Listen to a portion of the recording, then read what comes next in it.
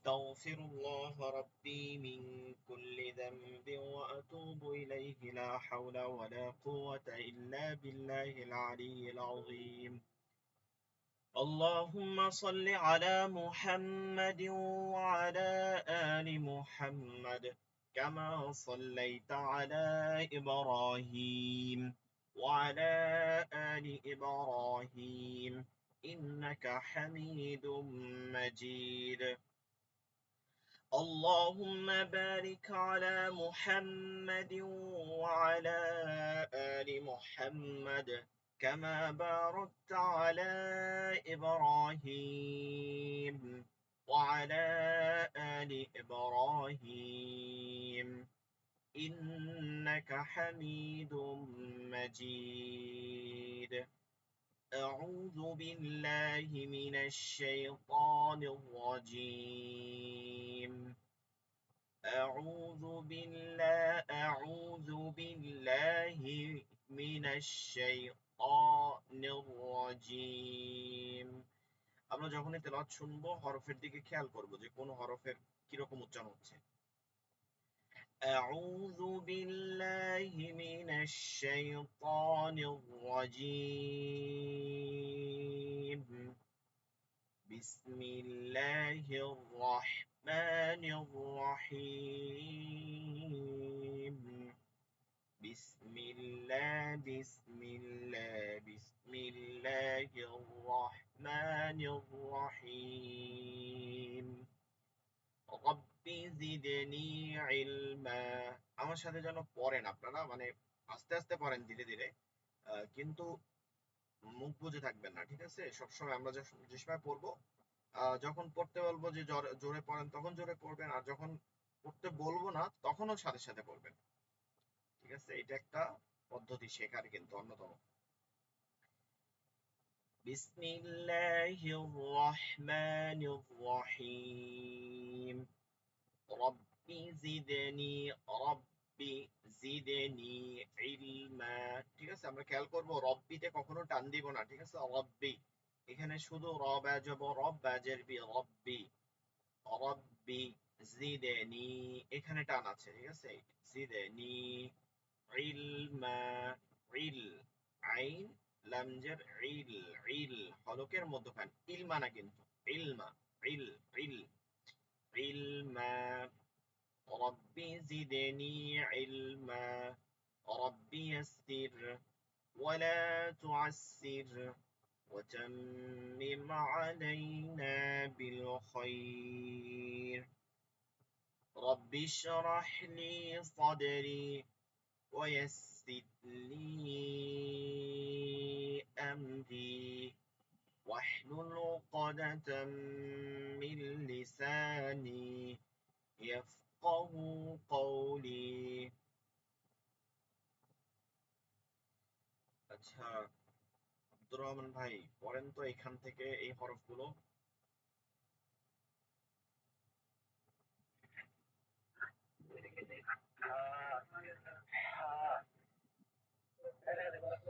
আরবি পড়তে হবে সবসময় ডান দিক থেকে ঠিক আছে ডান দিক থেকে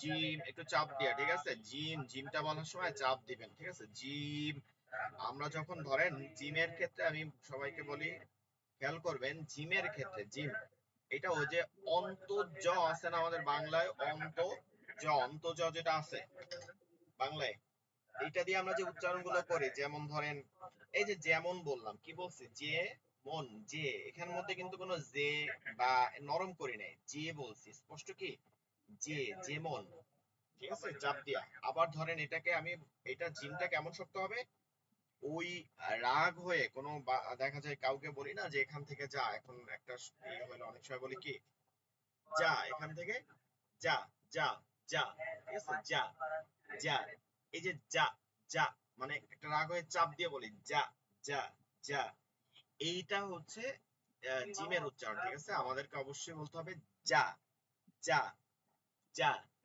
যা, যা, মানে চাপ দিয়া। এখান থেকে জিমের উচ্চারণ হবে জি, জি, জি, জি, জি, মানে চাপ দিয়া, ঠিক আছে? সব সময় র জিম, এই যে র জিমের মধ্যে জিমের উচ্চারণ আছে, র জি, জি, জি, হুম, জিম, হুম,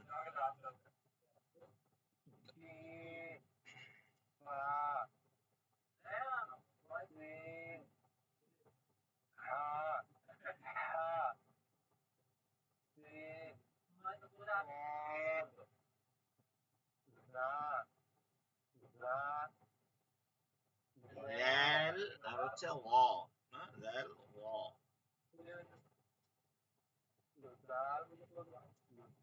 হুম, ল, ল, ওটা ল, জিহ্বাটা এখানে আসবে, এখানে জিহ্বার আগাটা এরকম পুরো দাঁতের মাঝখান পর্যন্ত লাগবে, ল, জিহ্বাটা একটু বেঁকা হয়ে যায় ওই যে লাগে যখন তখন, কিন্তু জিহ্বার আগা বেঁকা হয় না। হ্যাঁ,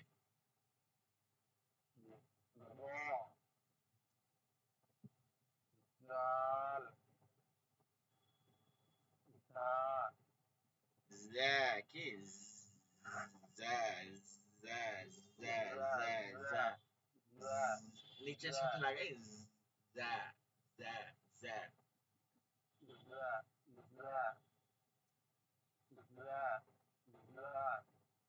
জি,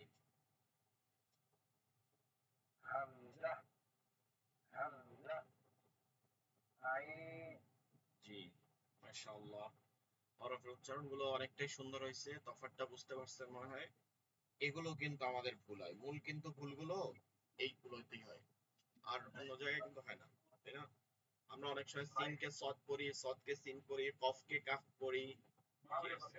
এগুলো আমাদের ভুল হয়, মারাত্মক ভুল, এগুলো হয় না। আর এগুলোর কারণে অর্থ পরিবর্তন হয়, খুব স্বাভাবিক না? আমি প্রথম দিন একটা উদাহরণ দিয়েছিলাম, ঠিক আছে? ক এর পরিবর্তে যদি আমরা অন্য হরফ পড়ি, হ্যাঁ, অন্য একটা অক্ষর পড়ি, তখন কি হয়, অর্থটা পরিবর্তন হয়ে যায়, ঠিক আছে? তো যেমন ধরেন যাইতেছি, এখানে যদি যাইতেছির জায়গায় যদি শুধু আহ জয়ের জায়গায় যদি একটু খ লিখে দিই এক দিয়ে, তাহলে কি হবে, খাইতেছি হয় না? ঠিক ওরকমই ওল অর্থ বলুন আর খুল অর্থ খান, এই দুইটাই আমরের সিগা, নির্দেশ শুরু, কিন্তু একটা কফে হবে হচ্ছে বলুন, আর কাফে হবে কি খান। আলহামদু অর্থ হচ্ছে কি প্রশংসা, আলহামদু অর্থ হচ্ছে আহ দুর্নাম করা, বা এটার অর্থ হচ্ছে জঘন্য, যে কাজগুলো জঘন্য, এরকম আলহামদু। তো এইগুলো আমাদেরকে খেয়াল করতে হবে, ঠিক আছে? এগুলো আমাদের এই শীটটাকে আবার আপনারা পড়বেন, বেশি বেশি প্র্যাকটিস করবেন, এটাকে বারবার বারবার মুখের মধ্যে যেন পড়ার মধ্যে সুন্দর নিয়ে আসে। ওয়াকিফুল ইসলাম ভাই পড়েন।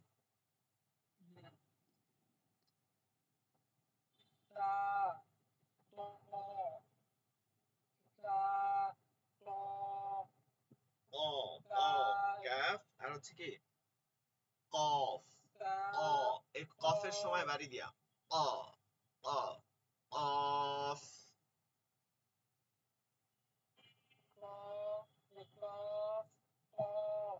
হুম,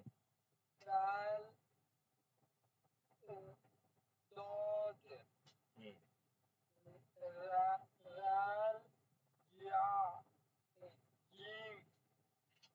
রেল, একটা কি জিম, জিম, জি, জি, জিম,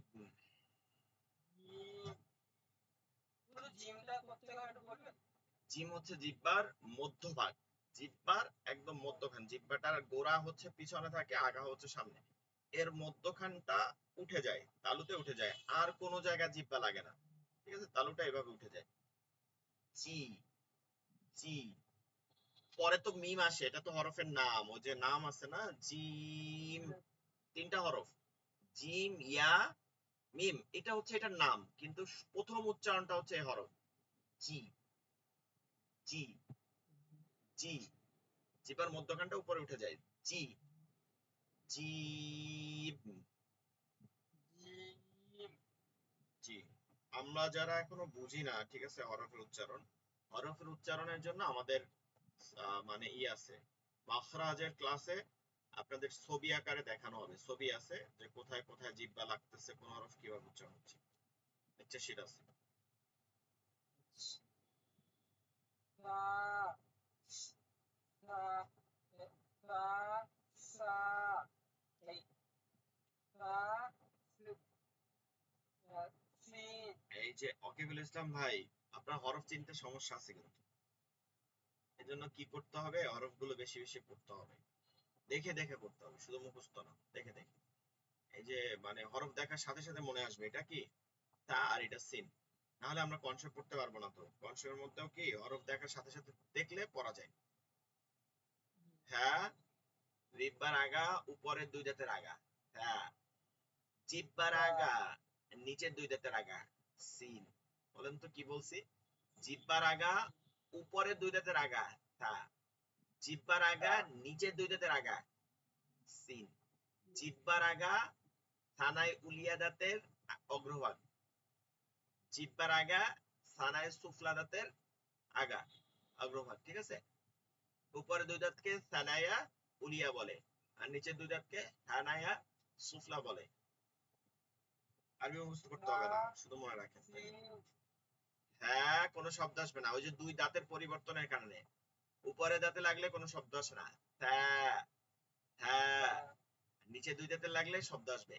সিন, আমরা দুইটাকে জবর দিয়ে পড়ে দেখি। থা জবর হ্যাঁ, সিন জবর সা সা।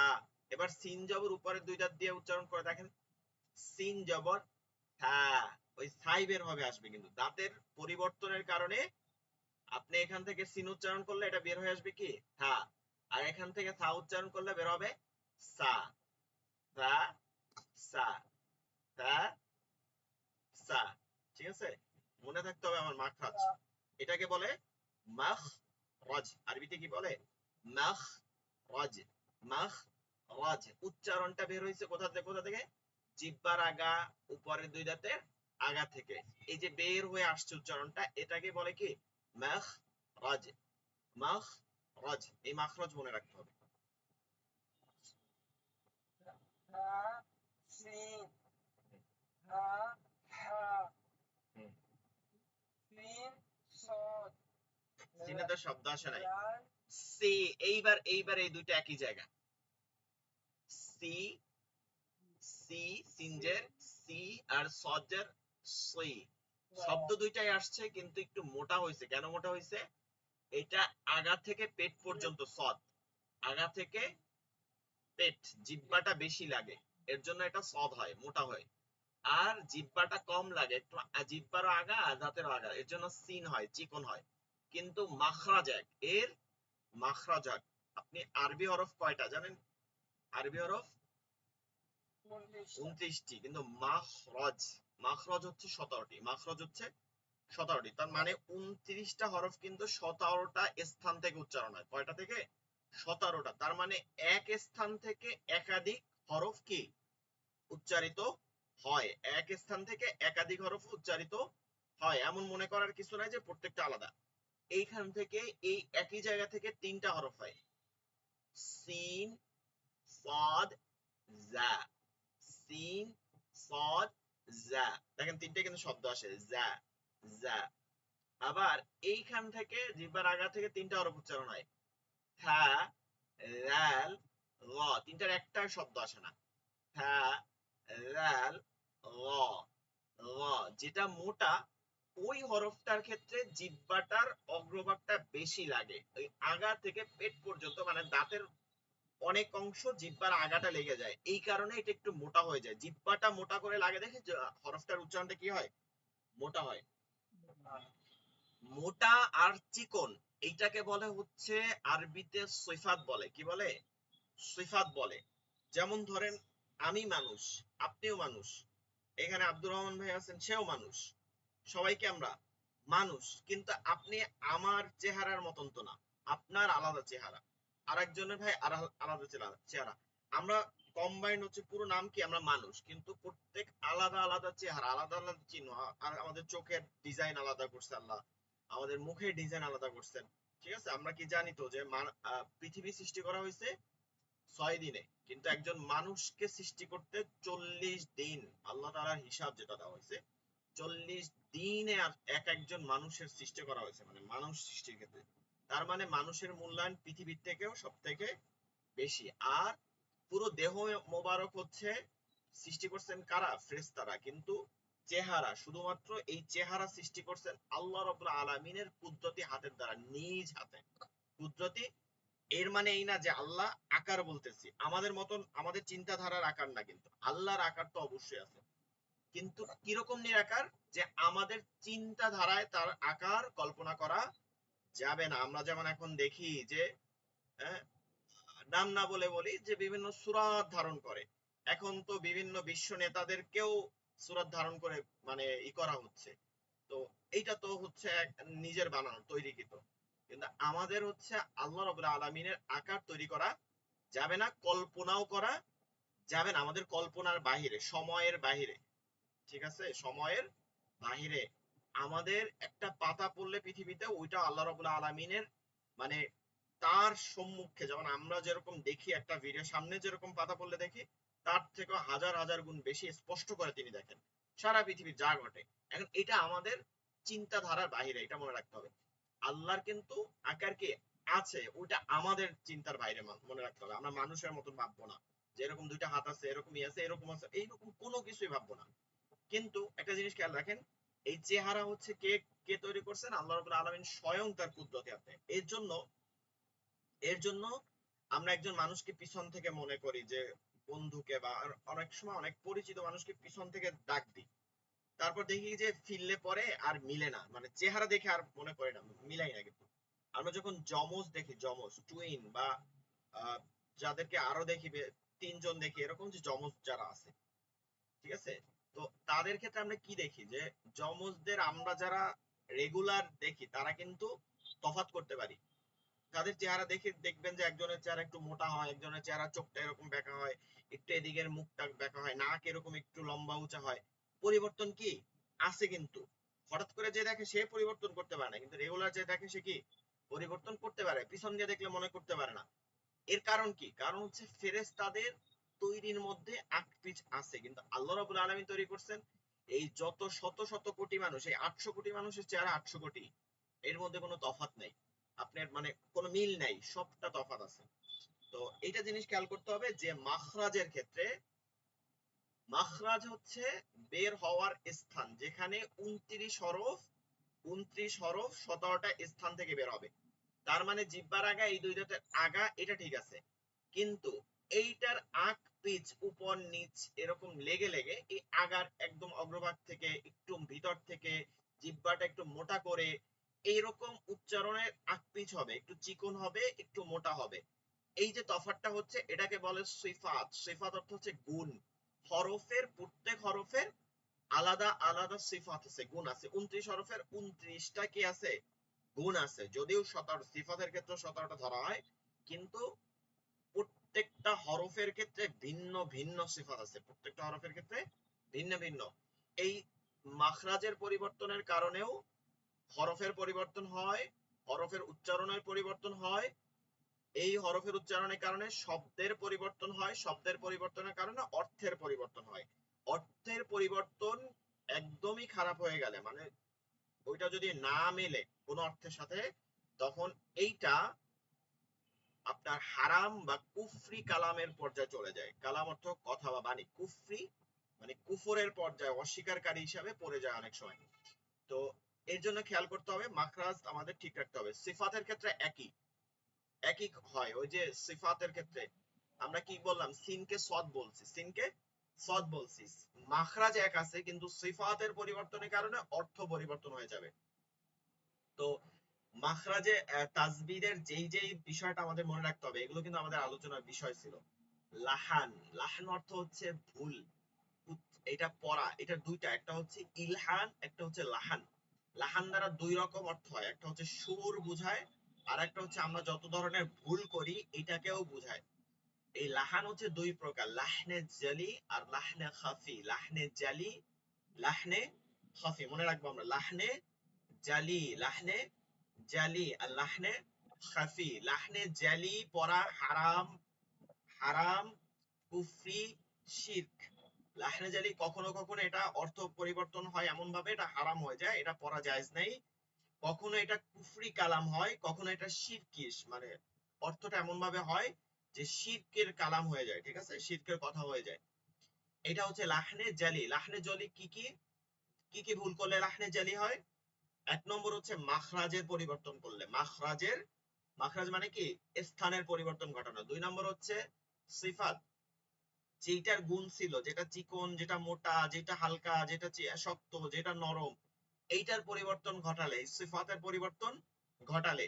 তিন নম্বর হচ্ছে জের জবর পেশ মানে হারাকতের পরিবর্তন ঘটালে, একটা জবরের জায়গায় জের পড়লাম, জেরের জায়গায় জবর পড়লাম।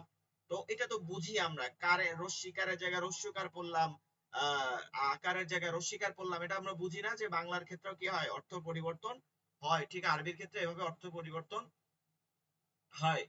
এবং আহ, অন্যতম একটা হচ্ছে যে আমরা মাদ যেখানে টান আছে সেখানে টান না দেয়া, যেখানে টান নাই সেখানে টান দেয়া, এই ক্ষেত্রেও লাহনে জালি হয় কখনো কখনো।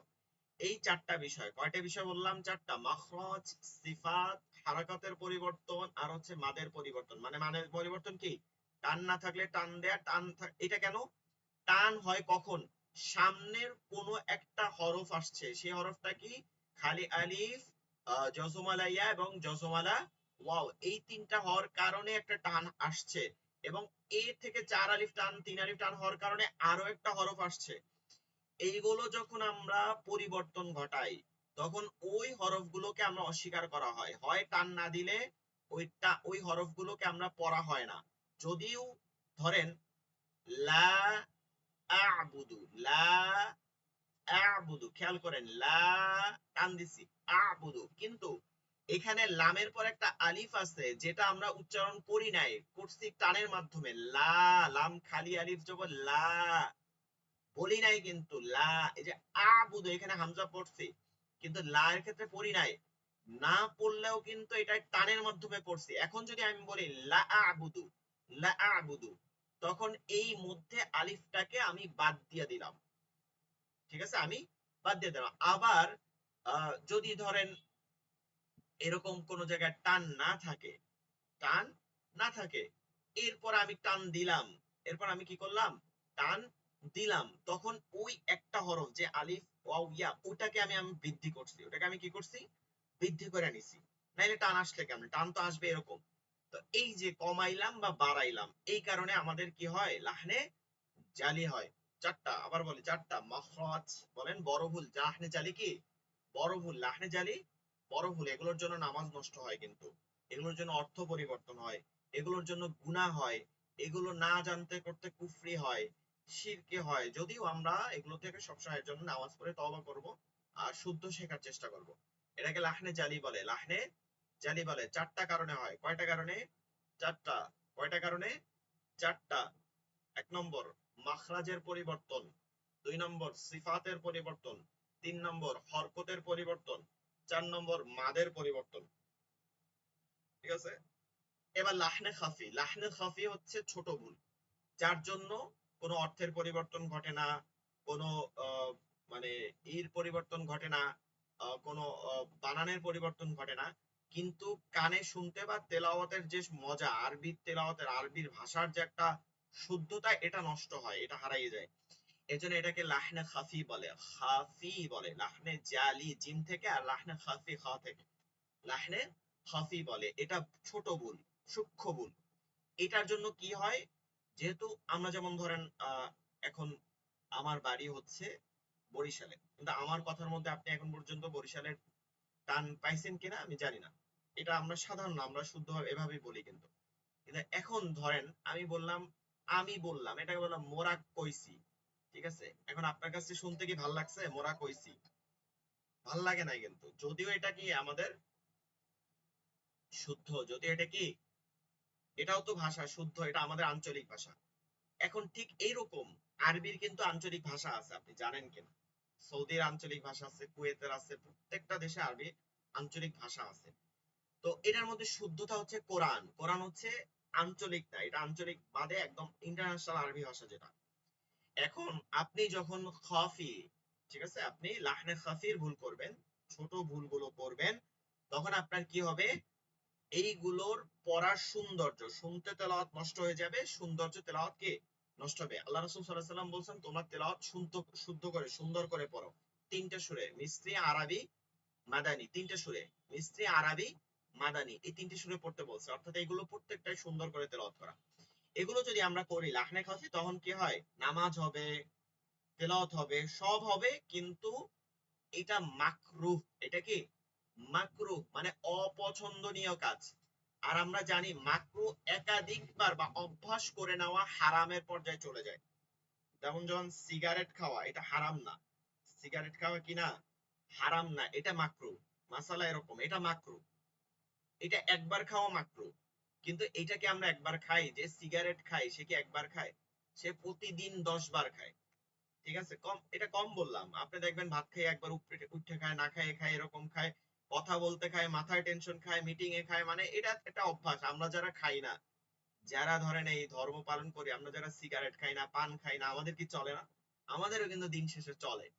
এইটা আমাদের এক ধরনের মানসিকতা, যে আমরা সিগারেট না খাইলে মনে হয় আমার ব্রেন কাজ করে না, এটা আমাদের এক ধরনের মানসিকতা। তো এই যে সিগারেট খাওয়া কখন হারাম হয়, যখন একাধিকবার খাই, তার মানে আমরা প্রত্যেকে যারা সিগারেট খাই তারা একাধিকবারই খাইতো, অভ্যাস করে নেই, এইটাই হারাম হয়ে যায়। একবার যদি জীবনে টান দিতাম যে একবার খাইছি, তখন মাকরু হইতো, কিন্তু সিগারেট যে খায় সে একবার খায় না। ঠিক মাকরু, নামাজের যে অশুদ্ধ পড়ে সে কি করে, সারা জীবনে অশুদ্ধই পড়তে থাকে, ওই যে অশুদ্ধই পড়ে। এখন এগুলো কোনগুলো, লাহনে খাফি কোনগুলো, যেমন কলকলা না করা।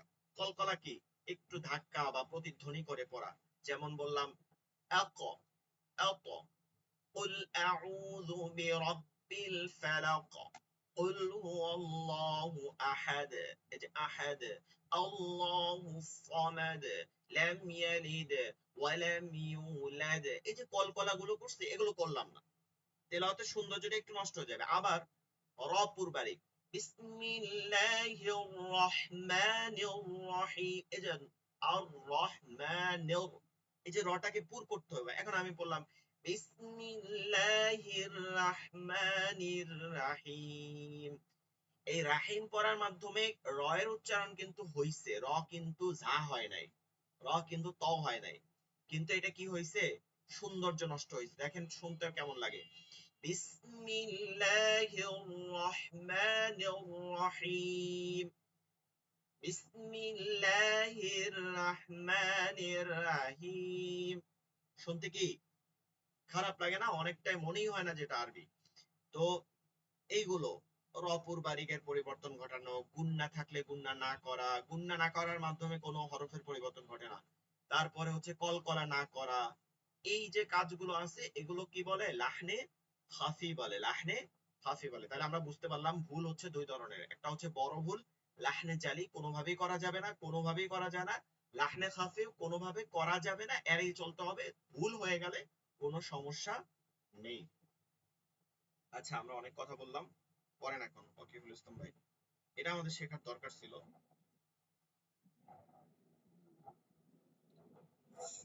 سين سين صاد সিন চিকন, আর কি সদ মোটা, সিন ضاد সদ, সিন সদ, سين صاد ذال ذال হ্যাঁ রেল,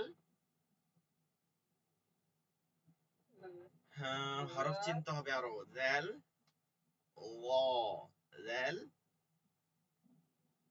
ذال ضال জ, জল না, আবার জ, এটা শুধু জ,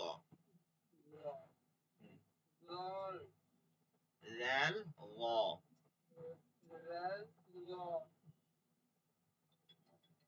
ذال ذال حمزة عين এখানে খেয়াল করেন জাল আরেকটা কি, জা, জাল, জা, জাল, জা, এটা শব্দ আসবে বিপরীত, জাল, জা, জা।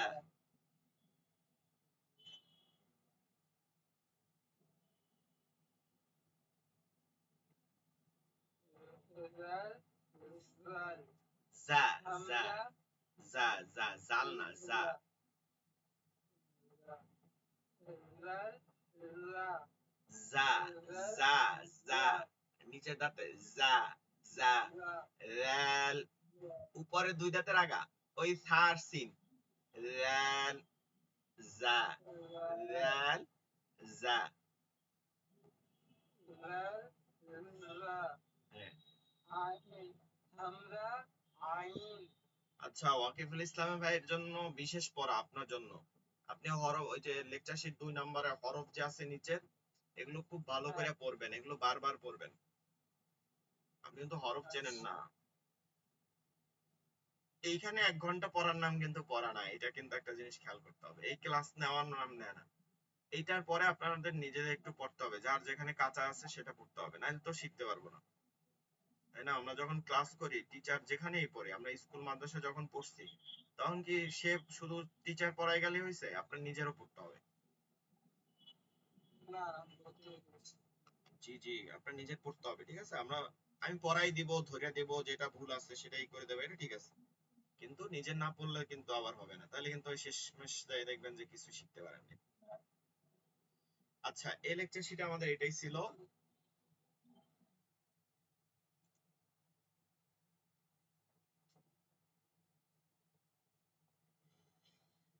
লেকচার শিট 5 কি আছে আরবি হরফ শেখার নিয়ম ঠিক আছে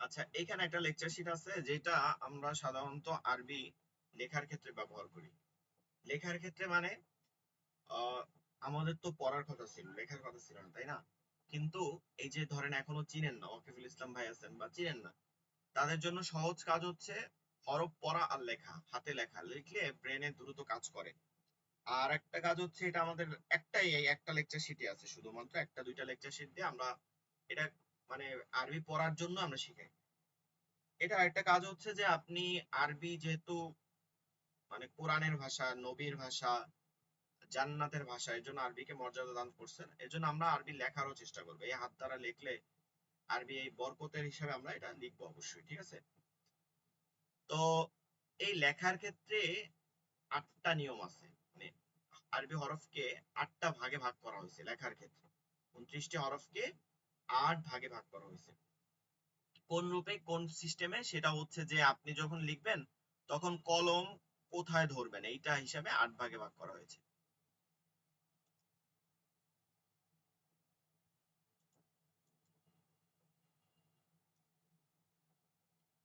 আচ্ছা এখানে দেখি প্রথমে 1 নম্বরে এগুলো মুখস্থ করতে হবে না কিন্তু খাতায় লিখতে হবে লিখে আমাকে জমা দিতে হবে বাংলা খাতা অথবা আপনি যে কোনো খাতায় লিখতে হবে বাংলা খাতায় লিখলে ভালো হয় 1-2 খাতা আপনি 1 নম্বরে বেশি লাগবে না এটা লিখবেন এক সাইডে বাম সাইডে উপরে এর পরের লাইনে এটাকে 2 বার করে লিখবেন এক একটা এরকম করে লিখে আপনি খাতাটা একটা ছবি তুলে আমাদের গ্রুপে জমা দিয়ে দিবেন নাম সহ ওই খাতার উপরেই নাম লিখে দিবেন ঠিক আছে এটা হচ্ছে কাজ বাড়ির কাজ চলেন আমরা দেখি 1 নম্বরে 4 হরফ 1 নম্বরে 4 হরফ এইটা একটা র্যাক এই যে র্যাকটা ধরা হয়েছে এই যে র্যাক এইটা র্যাক এখন এটা লিখবো কিভাবে আলিফ আমরা যেহেতু মাউস দিয়ে লিখবো একটু লেখা ভালো হবে না একটু হবে প্রথমে আলিফের এই মাথাটা আমরা মাঝখান থেকে ধরবো ধরে এখান থেকে আবার উপরে উঠে এই ঠিক আছে আলিফ একটু চিকন নিলে ভালো হবে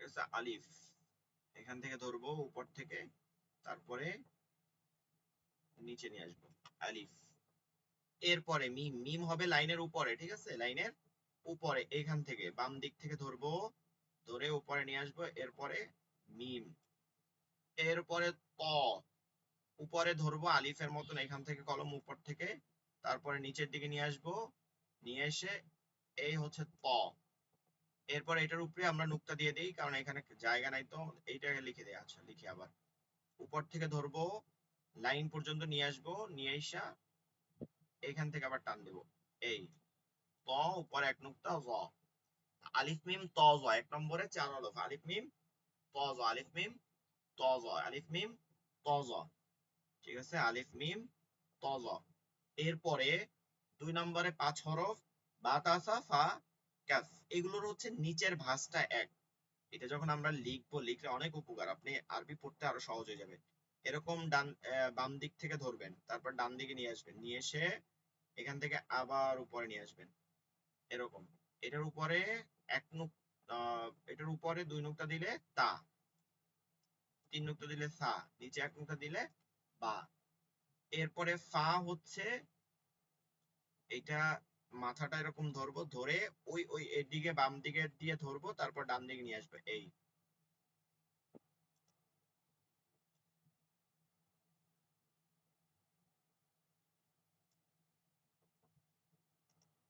আবার দেখি, এই দিক থেকে ধরবো, ধরে এই নিয়ে আসবো, উপরে 1 নুক্তা দিলে ফা। মাথাগুলো হরফ কিন্তু দুইটা আছে এর মধ্যে, খেয়াল করব। এবং আরেকটা হচ্ছে আলিফের মতন ধরবো, ধরে এই মাঝখানটা হবে এই দেব, এই এই, ঠিক আছে, মাঝখানটা হবে কেমন, এই এই, এটা হবে মাঝখান, মাঝখানের যে চিহ্নটা এটা হবে। এরপরে 3 নম্বরে 3 হরফ, তিনটাই একই রকম, ঠিক আছে, তিনটাই একই রকম। এই যে এই লাইনের উপর রাখবেন শুধু মাথাটা, এই যে লাইনের উপরে, এখান থেকে ধরবেন বাম দিক থেকে, তারপরে এদিকে নিয়ে আসবেন, নিয়ে এসে এই, ঠিক আছে। নুক্তা নিচে 1 নুক্তা দিলে জিম, নুক্তা ছাড়া হা, উপরে 1 নুক্তা দিলে খ। আবার দেখেন, এই ধরবেন এই দিকে, এরপরে বাম দিকে যাবেন, এরপরে ডান দিকে চলে আসবেন, এরপরে নিচে চলে আসবেন, এই। আচ্ছা, বেশি উপরে উঠে যায়, এই এই, এই মাথাটা লাইনের উপরে থাকবে, আর এইটা দেখে আমাদেরকে চিনতে হবে কিন্তু। এরপরে রজা ওয়াও দাল জাল, তিনটা হরফ নিচে যাবে, ঠিক আছে। র, এই উপরে লাইনের লাইন বরাবর ধরবেন, কলম লাইন বরাবর, এই লাইনের একটু উপর থেকে কলম ধরবেন, ধরে নিচের দিকে নিয়ে আসবেন, ধরে নিচের দিকে নিয়ে আসবেন, উপর 1 নুক্তা দিলে ঝা। এবার এইখান থেকে কলম ধরবেন, ধরে এখানে গোল করবেন, এরপর নিচের দিকে নিয়ে আসবেন, ওয়াও। এবার এইটা উপরে ধরতে হবে, কলমটা আরেকটু উপরে ধরবেন, বাম দিকে, বাম দিকে ধরে ডান দিকে নিয়ে আসবেন, তারপরে এই, বাম দিকে ধরে ডান দিকে নিয়ে আসবেন, তারপরে এই লাইনের নিচ দিয়ে এই গোলটা উঠে আবার লাইনের উপরে উঠে যাবে, ঠিক আছে, নিচটা দাল জালটা কি বেকাইয়ে উপরে উঠে যাবে। মাউসে দাল দাল, এই যে।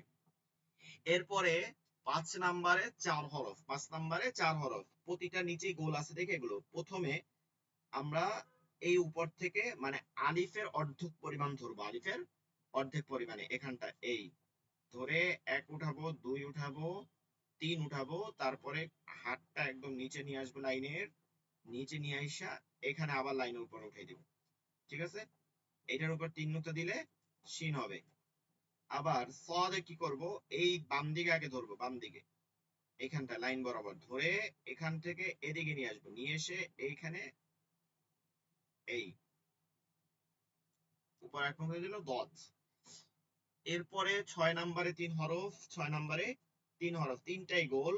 এইটা ধরবো এখান থেকে, কলমটা এই বাম দিক থেকে একটু ধরবো, ধরে এখান থেকে একটু গোল করে এই মধ্যে নুক্তা দিব, নুন।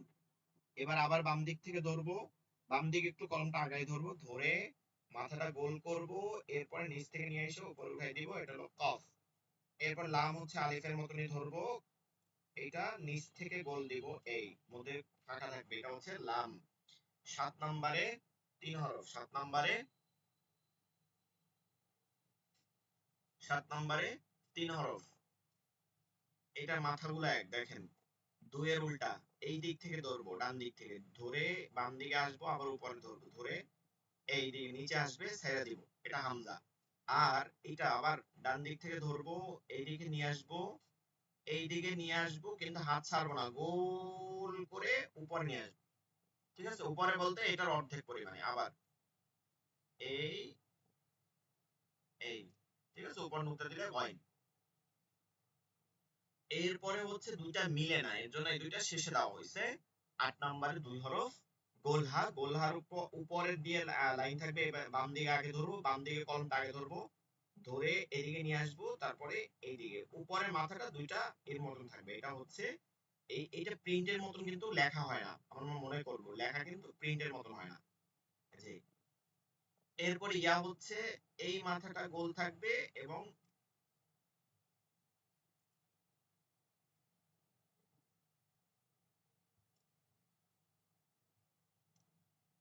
ইয়া হচ্ছে এই মাথাটা এই ডান দিক থেকে ধরবো, ধরে এই দিকে নিয়ে আসবো, তারপরে এই নিচে 2 নোক্তা ইয়া। তাহলে 8 নাম এই এক হচ্ছে হাতের লেখা কি টোটাল হচ্ছে আরবি হরফ লেখার ক্ষেত্রে, লেখার সুবিধার্থে মনে রাখবো, লেখার সুবিধার্থে। তরিকা পদ্ধতি, কিতাবা মানে লেখার, আল হুরুফুল আরাবিয়া আরবি হরফগুলো লেখার পরি মানে তরিকা পদ্ধতি হচ্ছে এটা পড়ার না কিন্তু। আরবি হরফ 29টি, লেখার সুবিধার্থে 8 ভাগে ভাগ করা হয়েছে, লেখার সুবিধার্থে 8 ভাগে ভাগ করা হয়েছে। কাজ কি আপনারা বাংলা খাতায় যেটা রেখ দেখা তো ওটা উপরে লিখবেন, নাম লিখবেন প্রথমে বাম দিকে, এরপরে 1 নম্বরে 4 হরফ, আপনারা এটা অঙ্কেও লিখতে পারেন, 1 নম্বরে 4 হরফ এরকম করে লিখতে পারেন সহজে। এরপরে আপনি লাইনের নিচে 2 বার বা 3 বার করে লিখবেন এভাবে, এই আলিফ যে লেখাটা দেখাইলাম। যদি বুঝতে সমস্যা হয় ভিডিওটা টাইমে আবার দেখবেন, তাইলে আপনি এখানে পেয়ে যাবেন।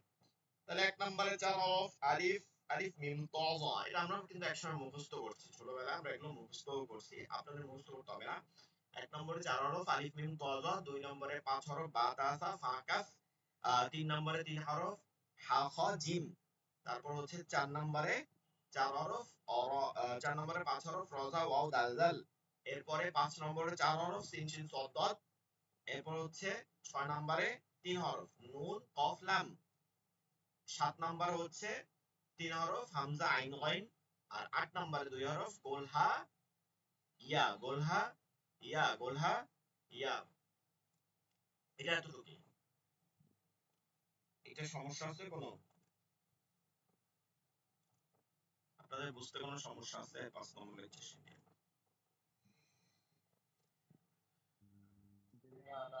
আচ্ছা, এটা আপনারা কাজ করেন, বাড়ির কাজ যেটা থাকবে আরবি হরফের পরিচয়, লেকচার নাম্বার 6। আচ্ছা, হরফ না, আরবি হরকতের পরিচয়, আরবি হরকতের পরিচয়, আরবি হরকতের পরিচয়। এতক্ষণ আমরা কি পড়ছিলাম? হরফ পড়ছিলাম, এতক্ষণ আমরা হরফ, আর এখন পড়তে আছি হরকত। এবার আমরা সামনে আগাইছি, হরকত, হরকত, এটা আরবি শব্দ হচ্ছে হারাকাতুন, হারাকাতুন, হা র কাফ তা, হারাকাতুন, ঠিক আছে, এটা নাম। কিন্তু ওই যে আমরা হরকত বলি, এটা একটা আমাদের মানে প্রচলিত শব্দ হয়ে গেছে হরকত, আমরা বাংলায় বলি সমস্যা নাই। হরকত, আরবি হরকত হচ্ছে দুইটা ভাগ, একটা হচ্ছে আরবি হরফ, একটা হরকত। হরফ অর্থ হচ্ছে বর্ণ, হরফ অর্থ কি বর্ণ, হরফ অর্থ হচ্ছে বর্ণ, ভালো করে মনে রাখবেন। হরফ অর্থ হচ্ছে বর্ণ, বর্ণ। আমাদের বাংলায় যেমন 50টা বর্ণ আছে, আরবি হরফে 29টা বর্ণ আছে। হরকত হচ্ছে কার, কার চিহ্ন, এই কার চিহ্ন আরবিতে কয়টা? মাত্র 3টা। আরবিতে মাত্র 3টা, আরবিতে মাত্র 3টা কার চিহ্ন। এই 3টা আমরা বাংলায় পড়ি, একটা হচ্ছে আকার, আরবিতে জবর, রস্যিকার জের, আর রস্যকার কি পেশ। আমাদেরকে অবশ্যই এই 3টাও খুব জরুরি আরবি বানানোর ক্ষেত্রে। এই যে আল হাওয়াকাতুল আরাবিয়া, আরবি হরকত সমূহ, আরবি হরকত সমূহ, আরবি হরকত সর্বমোট কতটি? 3টি। আরবি হরকত সর্বমোট 3টি, আরবি হরকত সর্বমোট 3টি, আরবি হরকত সর্বমোট 3টি, আরবি হরকত সর্বমোট 3টি। আপনাদের এক পড়া এগুলো কিন্তু মুখস্থ করবেন, আরবি হরকত সর্বমোট 3টি, আরবি হরকত সর্বমোট 3টি। এই লাইনটা মুখস্থ করবেন। আপনি বলবেন কষ্ট, এটা কিন্তু এক কথা। এক জবর, এক জবর, এক, এক জবর, এক জের, এক পেশ, এক জবর, এক জের, এক পেশ, ও লাগবে না, ও বাদ দিয়েও বলতে পারেন। এক জবর, এক জের, এক পেশ কে, এক পেশ কে কি বলে? হরকত বলে। কি বলে? হরকত বলে। হরকতের উচ্চারণ কি করতে হয়? তাড়াতাড়ি করতে হয়, জলদি করতে হয়, সময় নেওয়া যাবে না। হরকতের উচ্চারণ সময় নিলেই মাদ হয়ে যাবে, কোনোভাবে হরকতের উচ্চারণ সময় নেওয়া যাবে না। সতর্ক থাকতে হবে, দ্রুত পড়তে হবে। আমরা কিন্তু হরফের সময় টান দিয়ে পড়ছি, ওটার মধ্যে কিন্তু হরকত পড়ি নাই। এটার মধ্যে দ্রুত পড়তে হবে, হরকত মানেই দ্রুত পড়া। এক জবর এক জের এক পেশকে হরকত বলে, হরকতের উচ্চারণ তাড়াতাড়ি করিয়া পড়িতে হয়, এটা মুখস্থ করতে হবে। এখন আপনারা পড়েন এই লাইনটা। আরবি হরকত তিনটি, বলেন আরবি হরকত তিনটি, সবাই আমার সাথে, আরবি হরকত তিনটি। মাইক্রোফোন অন করে। আরবি, হ্যাঁ, আরবি হরকত তিনটি। জি বলেন, শোনা যায় না আওয়াজ। আরবি হরকত তিনটি।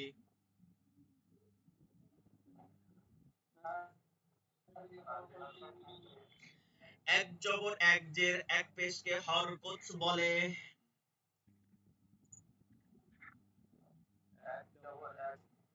হ্যাঁ, দেখে দেখে বলেন, লেকচার সামনে আছে। এক জবর এক জের এক পেশকে হরকত বলে।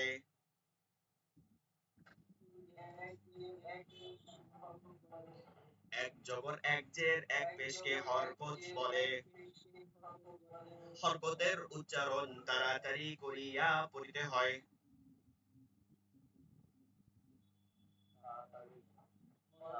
হরকতের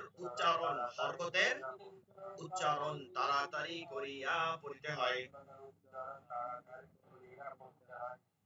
এক জবর এক জের এক পেশকে হরকত বলে।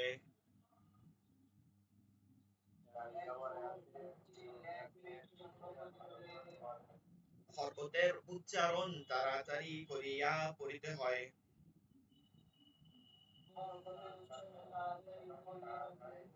যেমন, যেমন বাবিবু, বাবিবু, যেমন বাবিবু।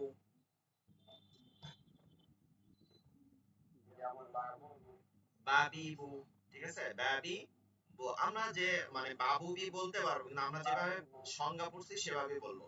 যেমন বাবিবু। তাতিতু, এখন সময় নিচ্ছি, দ্রুত বলছি। তাতিতু, তাতিতু, তাতিতু, জাজিজু। আরবি হরকত সর্বমোট তিনটি।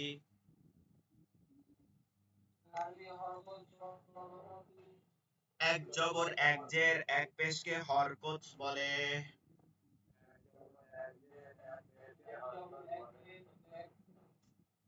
এক জবর এক জের এক পেশকে হরকত বলে।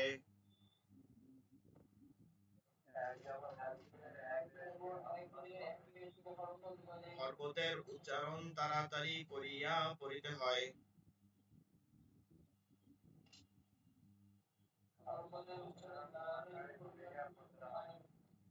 আরবি হরকত তিনটি, বলেন আরবি হরকত, আরবি হরকত তিনটি। এক জবর এক জের এক পেশকে হরকত বলে।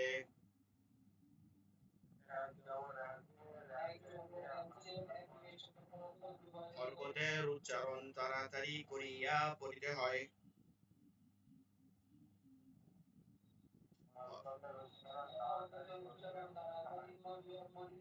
যেমন তাতিতু, যেমন তাতিতু, তাতিতু, হাতিতু, হাতিতু, হাতিতু। আচ্ছা, এইবার এটা এটা আপনারা মুখস্থ করবেন কিন্তু, ঠিক আছে, এটা আপনারা মুখস্থ করবেন। এবার চলেন সামনে আমরা আলোচনা করি কি কি আছে। এইটা আমরা অলরেডি বলছি যে কোনটার উচ্চারণ কেমন হবে, কোনটার উচ্চারণ কেমন হবে, জবর জের এবং পেশ এই তিনটার উচ্চারণ কেমন হবে এই সম্পর্কে। জবর হবে কি আকার, জবর হবে আকার, জবর হবে আকার, জের হবে রস্যিকার, পেশ হবে রস্যুকার। পেশ হবে কি রকম, রস্যুকার। হ্যাঁ, ও একার ওকার উইকার রস্যুকারকে ওকার এরকম বলা যাবে না, কিন্তু একদম আকার। আকার মানে কি কার চিহ্ন, আ দিয়ে পড়া। ইকার হচ্ছে রস্যিকার, উকার হচ্ছে রস্যুকার, এই তিনটা দিয়ে আমাদেরকে করতে হবে। জবর থাকে কোথায় হরফের?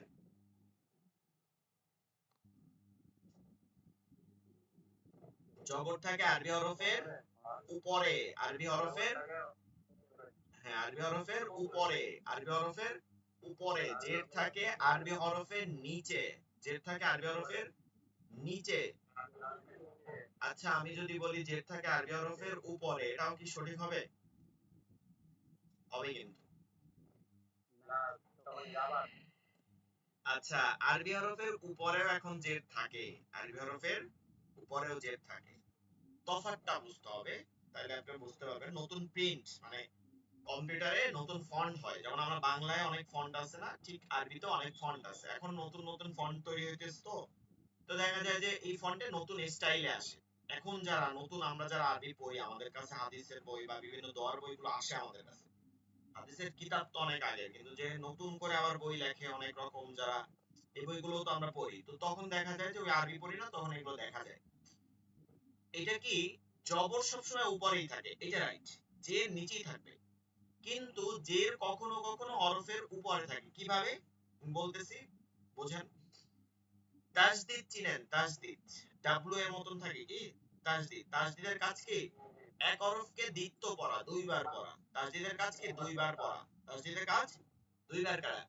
এই যে তাজদিদ ওয়ালা হরফ যেখানে যেখানে আছে, ওই তাজদিদের, ওই তাজদিদের উপরে থাকে জবর, উপরে থাকে কি, জবর। এটা আমরা দেখতে দেখতে আসছি, কিন্তু এখন নতুন ফন্টে জের কে, যে তাজদিদওয়ালা হরফ হয় ওইটার জের কে ওই তাজদিদের নিচে দিয়ে দেয়, হরফের উপরে কিন্তু তাজদিদের নিচে, তাজদিদের নিচে। আমরা কনসেপ্টে পাবো না, এরকম কনসেপ্ট আমার হাতে এখন পর্যন্ত পড়ে নাই কোনো ছাপায়, মদিনা ছাপা বলেন বা তারকিশ ছাপা, কোনোটাই এখন পর্যন্ত পড়ে নাই।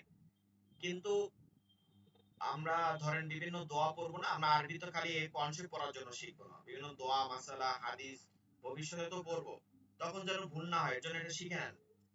জেড থাকে হরফের নিচে, জেড থাকে কোথায়, হরফের নিচে। তাসদিদওয়ালা হরফের ক্ষেত্রে জেড থাকে হরফের নিচে, হরফের নিচে। কিন্তু কোন কোন ছাপায়, কোন কোন ছাপা মানে নতুন প্রিন্টের ছাপার ক্ষেত্রে তাসদিদের নিচে জেড দেওয়া হয়, হরফের উপরে তাসদিদের নিচে। তার মানে তাসদিদের নিচে কখনো জবর থাকে না, আমরা যখন গুণ না করি তাসদিদের উপরেই জবর থাকে, নিচে যেটা থাকবে এটা কি, জেড থাকবে। আচ্ছা সময় সুযোগ হইলে আমি আপনাদেরকে ইনশাআল্লাহ দেখাবো, এরকম অনেক বই আছে আমার কাছে এখন, অনেকগুলো হাতে মানে, অনেক সময় বই আমরা কিনি না অনেক লেখকের, তখন এগুলো পড়ে যারা নতুন প্রিন্ট করতেছে। এটা কি আমি ক্লিয়ার হয়েছি নাকি আরো আওলাই গেছি? জবর উপরেই থাকবে, জেড কোথায় থাকবে, নিচেই থাকবে। কিন্তু কিছু কিছু তাসদিদওয়ালা হরফের তাসদিদের নিচে দিয়ে দেয়, ওইটা হচ্ছে জে, তাসদিদের নিচে হরফের উপরে, এটা কি, জের। আমরা যদি দেখি এরকম কোন প্রিন্ট, তখন যেন আমরা এটা আওলাই না যাই। আর পেশ থাকে হরফের উপরে, এর কোনো পরিবর্তন এখনো ঘটে নাই, পেশ থাকে হরফের উপরে, পেশ থাকে হরফের উপরে।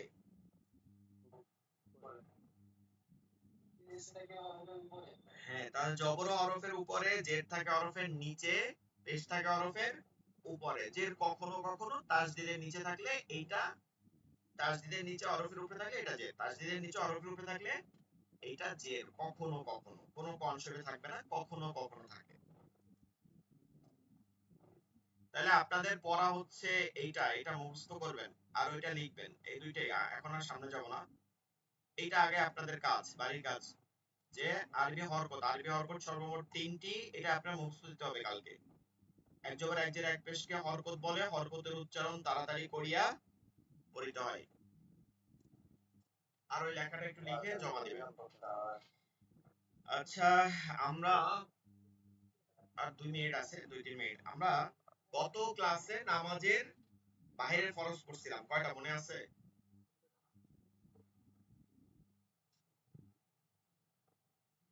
নামাজের বাহিরের ফরজ কয়টা পড়ছিলাম মনে আছে?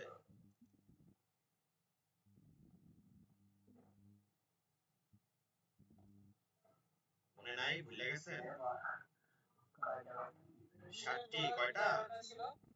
7টি পড়ছিলাম, কয়টা? হ্যাঁ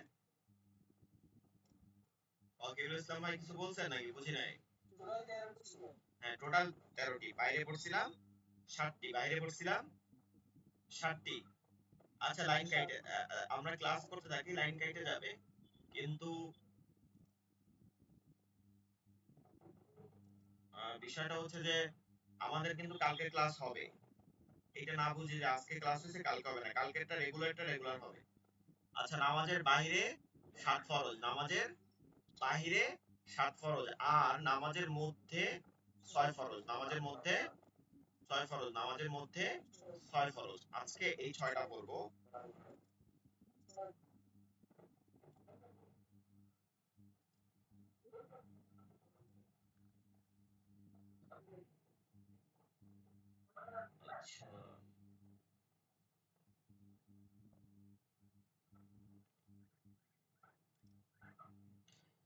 নামাজের মধ্যে হচ্ছে 6 ফরজ, নামাজের বাইরে 7 ফরজ, মধ্যে 6 ফরজ। তার মধ্যে এক নম্বর হচ্ছে তাকবীরে তাহরিমা বলা, মানে হচ্ছে আল্লাহু আকবার, এটা যে প্রথমবার বলি এইটাকে বলে তাকবীরে তাহরিমা। তাহরিমা মানে হচ্ছে যে সব কাজ হারাম হয়ে যায়, এটা করার পরে যেগুলো হালাল ছিল সেগুলো কি হয়, হারাম হয়ে যায়, যেগুলো হালাল সেগুলোও হারাম হয়ে যায়। আমি কথা বুঝতে পারছি, যেগুলো হালাল যেমন খাওয়া, কথা বলা, সালাম দেওয়া, সব নামাজের মধ্যে হারাম হয়ে যায়। এজন্য এই তাকবীরকে বলে তাকবীরে তাহরিম। আমরা মনে রাখবো তাকবীর যেটা বলতেছি ফরজ, এটা কিন্তু এই হাত উঠানো বা হাত বাঁধা এগুলো না কিন্তু। এই যে হাত বা কোন পর্যন্ত উঠবে এটা নিয়ে আমরা যে ঝগড়াঝগড়ি করি, এটা কিন্তু ফরজ না, এটা হচ্ছে মুস্তাহাব, সুন্নাত না। সুন্নাত কতটুকু করতে হবে এটা না, সুন্নাত হচ্ছে হাত উঠাইতে হবে, কিন্তু কতটুকু এটা না। তাহলে তাকবীর বলা, যেমন আল্লাহু আকবার বলা, এটা বলাটা হচ্ছে কি ফরজ। এরপরে দাঁড়িয়ে নামাজ পড়া বিনা ওজরে, কোনো ওজর ছাড়া। ওজর বলতে কি, ওজরকে আমরা সহজ করে নিছি, সারা দুনিয়া হাইটে আইসা তারপর মসজিদে আইসা চেয়ারে নামাজ পড়ি, এইটাকে ওজর বলে না। ঠিক আছে, ওজোর হচ্ছে যে না আমি পারিই না, আমার সম্ভব না, ডাক্তার বলে দিছে যে আপনি বসলে আপনার কোমরই হয়ে যাবে, এইরকম পরিস্থিতিতে আমরা বসতে পারি, এরকম এইটাকে বলে ওজোর। এছাড়া সবসময় দাঁড়িয়েই নামাজ পড়তে হবে। এরপর হচ্ছে কিরাত পড়া, মানে কোরআনের অংশ, যেমন সূরা ফাতিহা সাথে সূরা মিলানো, এগুলো পড়া, এটা ফরজ। রুকু করা, একটা রুকু করা এটা ফরজ। 2 সেজদা করা এটা ফরজ। আখিরি বৈঠক, শেষ বৈঠক অর্থাৎ তাশাহুদ পর্যন্ত বসা, পড়া ওয়াজিব, বসা ফরজ। পড়া ওয়াজিব, বসা কি ফরজ। আত্মাহিত পর্যন্ত বসা ফরজ। এতটুক পরিমাণে আপনার বসতে হবে। এই 6টা কাজের কোনোটা ভুলে গেলে, যেমন সেদিন একজন ইন্ডিয়ান ভাই ফোন দিছে, ঠিক আছে, একটা মাসালা জানার জন্য, ইনস্টিটিউটে দেখা গেছে সে বলছে যে হুজুর আমি সেজদা 3টা দিছি, তাহলে কি আমার নামাজ হবে? এখন খেয়াল করতে হবে, ফরজ তরক হইলে মানে এপিট ওপিট হইলে, দুইটা জায়গায় 3টা দিবেন বা দুইটা জায়গায় একটা দিবেন, এর মানে ফরজ ছুটে গেছে, আপনাকে নামাজ নতুন ভাবে ধরাইতে হবে। কোন সাহু সেজদা, এটা আমরা ওয়াজিবের সময় আলোচনা করব, কোন সাহু সেজদা বা কোনো ভাবে কাফফারা দিয়ে নামাজ ধরানো যাবে না। পুনরায় আপনাকে কি করতে হবে, নামাজ ধরাইতে হবে, এটা মনে রাখবেন। পুনরায় ফরজ ছুটে গেলে নামাজ ধরাইতে হবে। তাহলে নামাজের ভিতরে 6 ফরজ, তাকবীরে তাহরিমা বলা, দাঁড়িয়ে নামাজ পড়া, কেরাত পড়া মানে কোরআনের অংশ পড়া, কিরাআতুন, তেলাওয়াত করা কি বলে, কিরাআতুন পাঠ করা, কেরাত পড়া, রুকু করা, 2 সিজদা করা, আখেরি বৈঠক। তাহলে নামাজের ভিতরে এবং বাইরে 13 ফরজ। শরীর পাক, কাপড় পাক, নামাজের জায়গা পাক, সতর ঢাকা মানে শরীরকে ঢেকে রাখা, কেবলামুখী হওয়া, ওয়াক্ত মতন, সময় মতো, ওয়াক্ত মানে কি সময়, সময় মতো নামাজ পড়া, নামাজের নিয়ত মনে মনে বা ইরাদা সাব্যস্ত করে নেওয়া। এটা হচ্ছে এর মানে, এটার একটা কাহিনী আছে, শেষটা হচ্ছে মানুষ করতে পারে না, এটা অটোমেটিক হয়। এটা হচ্ছে ওই যে যারা অসুস্থ পাগল তাদের জন্য, এর জন্য নামাজ ফরজ হয় না, কারণ তারা ঠিকই করতে পারে না যে সময় কখন। এরপরে ধরেন যারা বৃদ্ধ হয়ে যায় তাদের জন্য, আর তখন অনেক সময় অনেক বৃদ্ধ হয়ে যায়, কখন উজু করছে কখন ওয়াক্ত গেছে এগুলো কোনো কিছু মাথায় থাকে না, এইটাকে বলে নামাজের নিয়ত করা। আর ভিতরে হচ্ছে 6 ফরজ। আগামী ক্লাসে এই 13টা ইনশাআল্লাহ আপনাদের কাছ থেকে নেওয়া হবে। আপনারা একটু পড়েন, কয়েকবার পাঠ করেন। আমি জিজ্ঞাসা করব, আউলে জাউলে যেভাবে বলেন সমস্যা নাই, কিন্তু পারতে হবে। ভালো থাকবেন, দোয়া করবেন। আসসালামু আলাইকুম ওয়া রাহমাতুল্লাহ।